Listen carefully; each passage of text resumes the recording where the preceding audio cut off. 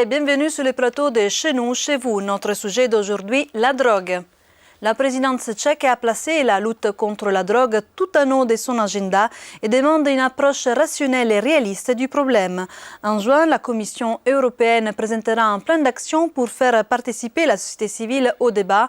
Pour parler de ces sujets avec moi, aujourd'hui j'ai le plaisir d'accueillir le député européen Giusto Catania de la gauche unitaire, rédacteur d'un rapport sur le rôle de la société civile pour lutter contre les toxicomanies. Bonjour.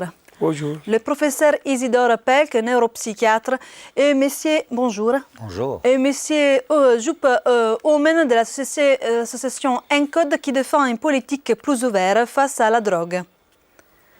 Mais avant tout, avant d'entendre leurs arguments, je vous propose de regarder notre sujet qui analyse le dernier rapport de l'Observatoire européen des drogues.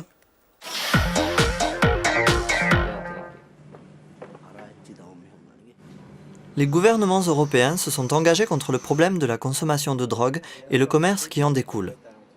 En novembre dernier, l'Observatoire européen des drogues et des toxicomanies a publié son rapport annuel qui soulève de vives inquiétudes sur l'impact de l'héroïne dans les rues européennes.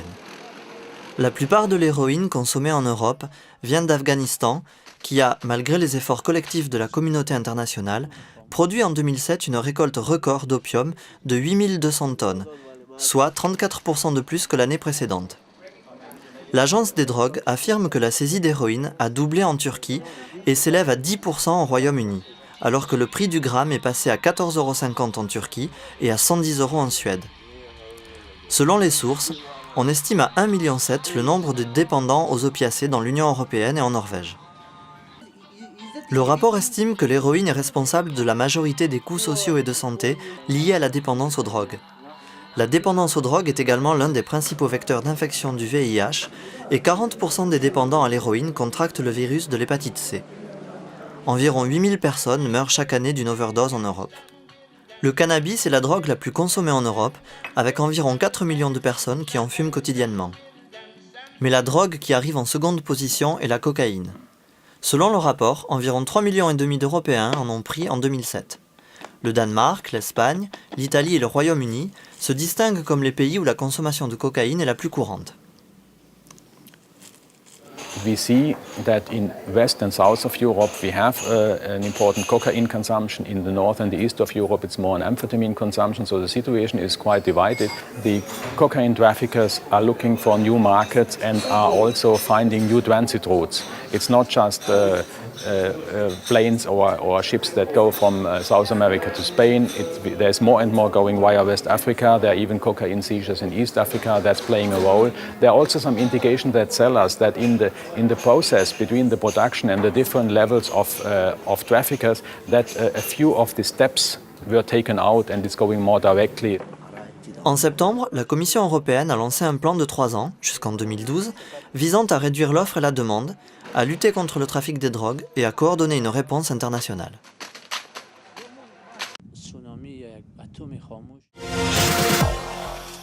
Onorevole Catania, come spiega in primo luogo questo aumento della produzione di eroina in Afghanistan? Che cosa è mancato, direi? Io credo che l'Afghanistan sia il simbolo del fallimento della strategia attuata dalle Nazioni Unite contro la droga. In Afghanistan è successa una cosa strana. Si è cominciata una guerra e dal momento in cui è cominciata la guerra è aumentata in modo esponenziale la produzione di oppio. In questo momento gli ultimi dati ci dicono che siamo oltre 6.000 tonnellate della produzione annua di oppio. Prima dell'intervento militare la produzione annuale in Afghanistan oscillava intorno alle 70 tonnellate. Io credo che questo sia dovuto ad errori strategici da parte delle Nazioni Unite e dalla comunità internazionale sul terreno della lotta alla droga e in particolare perché si è scelta la strategia della guerra alla droga. Io credo che per esempio sull'Afghanistan bisognerebbe fare un'operazione intelligente, prioritariamente quella di utilizzare a fini farmaceutici la produzione di oppio. Noi abbiamo bisogno dell'oppio prodotto dall'Afghanistan per fare medicine. Est-ce que vous pensez que donc c'est une bonne approche? Tout à fait. Mais, écoutez, c'est une approche partielle, c'est certainement une des choses que l'on pourrait faire. La deuxième chose qu'il faut évidemment faire, c'est essayer d'aider ces populations à se reconvertir dans autre chose. S'ils pouvaient planter beaucoup plus de fruits, beaucoup plus de légumes et gagner leur vie, parce que c'est un problème de misère sociale. C'est un problème de misère sociale. Vous leur donnez demain la possibilité de gagner mieux que ce qu'ils gagnent actuellement avec des produits tout à fait licites et des fruits et des légumes, ils seraient d'accord. Toutefois, les risques, l'augmentation de la production d'héroïne, on a vu, a fait baisser les prix. Est-ce que vous ne craignez pas qu'avec ça, il y aura une augmentation de la consommation en Europe, monsieur Omen? Non, je ne crois pas, parce que l'héroïne se consomme n'importe quel le prix. Il y a des temps, dans les années 70, où l'héroïne était à 500 €, 800 € le gramme. Il y avait aussi des gens qui consommaient. Alors, ce n'est pas le prix qui arrête les gens de le consommer. C'est un produit qui a une demande, et sa demande, ça reste. Vous partagez cet avis? En partie, parce que je crois que quand on compare ce qui s'est passé il y a de nombreuses années, c'est vrai, on payait le prix. Mais depuis lors, il y a d'autres styles de vie qui sont apparus avec d'autres produits, comme par exemple le cannabis, qui est apparu depuis lors. Et donc aujourd'hui, tout ça est banalisé. Il y a eu de grandes campagnes dans nos pays européens, occidentaux en tout cas, sur les dangers, sur les méfaits de l'héroïne. Et donc cela marche. En plus, on a des traitements de substitution qui marchent quand même pas mal. Et donc, la grande majorité des jeunes, on le voit quand même, se tournent vers d'autres produits, comme le cannabis et malheureusement la cocaïne. Alors on peut en parler peut-être après, la cocaïne. Est-ce que vous pensez che tutta la société civile est exposée a une consommation di drogue au même niveau?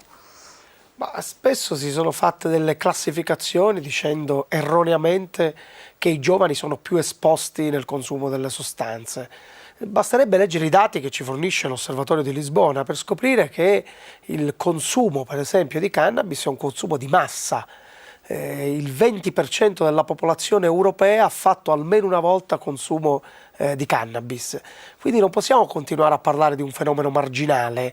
In realtà è un fenomeno importante, massivo, che va attenzionato come un fenomeno reale per quello che è.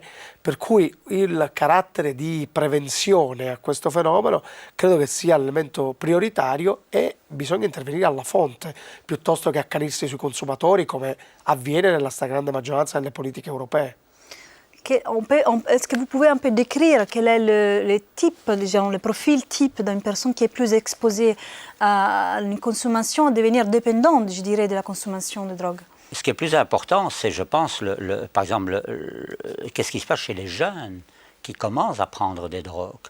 Alors là, pour moi, c'est très clair. Et je voudrais trouver des gens qui ont fait des études et qui montreraient le contraire. C'est très clair que tous les jeunes, parce que c'est leur caractéristique, on chipote avec des essais, on essaie de se faire plaisir, on essaie d'avoir des expériences, des sensations différentes. Mais on le fait aussi avec la moto, avec la vitesse, avec l'amour, avec le sexe, etc. Mais ceux qui deviennent accros aux drogues et qui continuent et qui posent de très gros problèmes après, y compris au cannabis, c'est ceux qui sont en détresse psychologique. C'est ceux à qui il leur manque quelque chose dans leur développement et qu'ils trouvent dans la drogue qui est plus forte que ce qu'ils ont acquis dans leur développement personnel. Ça, c'est tout à fait clair pour moi. Et donc, on va y venir tout à l'heure sans doute. La prévention, c'est d'essayer d'aider ceux qui n'ont pas acquis leur développement personnel mature. Donc, la société civile a un rôle très, très important, beaucoup plus que les spécialistes, les psychiatres et les autres, pour prévenir au moment où on se construit sa personnalité, au moment où on choisit ce qui nous fait du bien et ce qui nous fait du tort, etc. Et donc pour se préserver, tout en s'amusant quand même. Il y a beaucoup d'autres moyens. Monsieur Omen, est-ce que vous êtes d'accord? Est-ce que les jeunes en détresse sont plus exposés? Bon, je rappelle les mots de mon voisin qui dit que la société civile est très importante, plus importante que les spécialistes. Alors, dans la société civile, il y a des